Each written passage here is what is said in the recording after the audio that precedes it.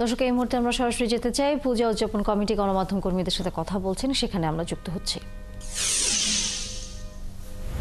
সরকারি বাহিনী ও ছাত্র নেতৃবৃন্দের প্রত্যয়ী মনোভাব ও পদক্ষেপ আমাদের পূজার আয়োজনে সাহস যোগাচ্ছে।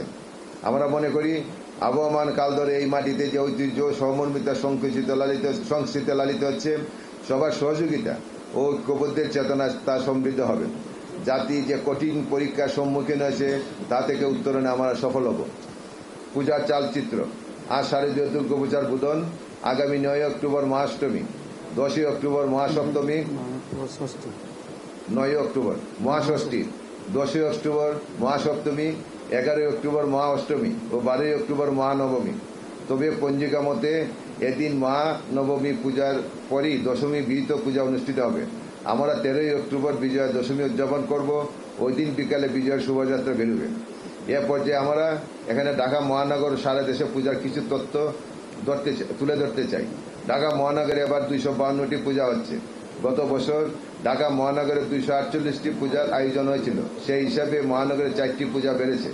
সারা দেশ থেকে এ পর্যন্ত যেসব তথ্য আমাদের হাতে এসেছে তাতে দেখা যাচ্ছে 31,461টি পূজার প্রস্তুতি নেওয়া হয়েছে। প্রস্তুতি নিতে অপারগ হয় ও বন্যার কারণে দুর্গত এলাকায় কোথাও কোথাও পূজার্থীরা এবার পূজার আয়োজন করতে পারেননি। দুর্গা প্রতিমা মন্দিরে হামলার ঘটনা ঘটেছে।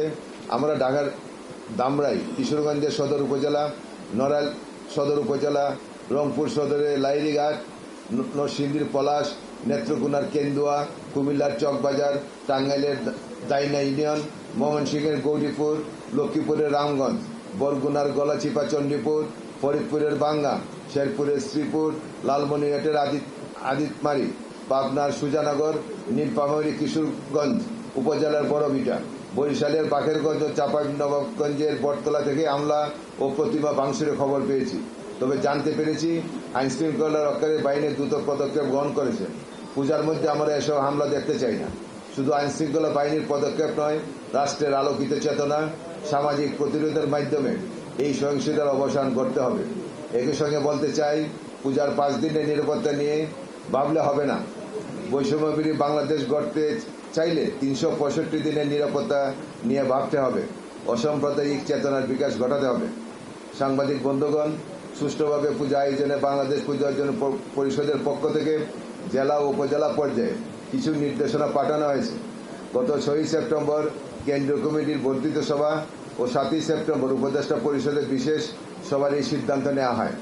নির্দেশনা: 1 নম্বর, পূজার আয়োজন উদযাপনে স্থানীয় প্রশাসন, সমস্ত রাজনৈতিক দল, সেনাবাহিনী, আইনশৃঙ্খলা বাহিনী এবং ছাত্র নেতৃবৃন্দকে সম্পৃক্ত করতে হবে। 2, দুর্গত এলাকায় পূজার আয়োজন স্থানীয় সংশ্লিষ্ট সবার সাথে আলোচনা করে আয়োজকরা স্থির করবেন। 3, মহালয়া অনুষ্ঠান সাত্ত্বিকভাবে এবং যথাযথ নিরাপত্তা ব্যবস্থা রেখে আয়োজন করতে হবে। 4, প্রতিমা নির্মাণ সহ পূজায় সাত্ত্বিক পরিবেশ সুনিশ্চিত করতে হবে। 5, প্রতিমা তৈরি থেকে পূজা সমাপ্তি পর্যন্ত প্রতিটি পূজা মন্দির মণ্ডপে স্ব উদ্যোগে নিরাপত্তা নিশ্চিত কল্পে সংশ্লিষ্ট মন্দির মণ্ডপ কর্তৃপক্ষ, প্রশাসন ও আইন শৃঙ্খলা সদস্যদের সাথে সমন্বয় করে প্রয়োজনীয় পদক্ষেপ গ্রহণ করবেন। 6, মন্দির ও মণ্ডপে যোগাযোগের মুখ্য নেতৃত্ব নির্বাচন ও তাদের মোবাইল নম্বর সংশ্লিষ্ট থানায় সরবরাহ করতে হবে। 7, পূজা মণ্ডপের নিরাপত্তা তদারকির জন্য স্বেচ্ছাসেবকের নাম, ঠিকানা, মোবাইল নম্বর ইত্যাদি তথ্য দায়িত্ব বন্টন রেজিস্টারে লিপিবদ্ধ থাকতে হবে। স্বেচ্ছাসেবকদের তালিকা এবং ফোন নম্বর সংশ্লিষ্ট থানা এবং ফাঁড়িতে পাঠাতে হবে। স্বেচ্ছাসেবকদের ছবিযুক্ত দৃশ্যমান পরিচয়পত্রের ব্যবস্থা করতে হবে। 8, প্রতিমা নির্মাণ স্থান ও পূজা মণ্ডপে স্বেচ্ছাসেবক দ্বারা দিনরাত পাহারার ব্যবস্থা করতে হবে। 9, পূজা মন্দির ও মণ্ডপে নারী ও পুরুষের পৃথক যাতায়াত ব্যবস্থা রাখতে হবে এবং শৃঙ্খলা রক্ষার জন্য নিজস্ব নারী ও পুরুষ স্বেচ্ছাসেবক রাখতে হবে।